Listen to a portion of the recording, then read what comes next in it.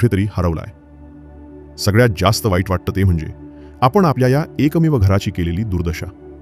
या पृथ्वीने आपल्याला भरभरून दिलं, शुद्ध हवा, पाणी, सुपीक माती आणि राहायला हक्काची जागा. पण आपण मात्र अगदी शांतपणे हळूहळू तिलाच संपवायला सुरुवात केली.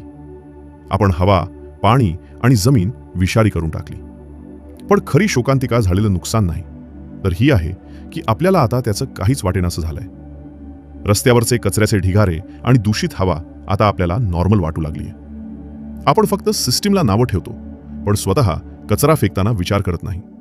आपण या विनाशालाच आपलं सामान्य जीवन मानून स्वीकारलंय. हे लक्षात ठेवा, पृथ्वी सोडून आपल्याला दुसरं घर नाही. आपल्याकडे कोणताही बॅकअप प्लॅनेट नाहीये. तरीही निसर्ग आपल्याला प्रत्येक वेळी माफ करेल या खोट्या भ्रमात आपण जगतोय. विश्वाला आपल्या अहंकाराची काहीच पर्वा नाही. गुरुत्वाकर्षणाला आपल्या वादविवादांशी काहीही देणेघेणे नाही. तारे आपल्या अस्तित्वासाठी जळत नाहीत. सर्व काही अविरत सुरूच राहील, आपल्या सकट किंवा आपल्याशिवाय. आणि हेच सर्वात वेदनादायी सत्य आहे. विश्वाला मानवाची गरज नाही, मानवाला विश्वाची गरज आहे. आणि जर आपण स्वतःला बदलले नाही, तर हे विश्व असेच पुढे चालू राहील आपल्याशिवाय.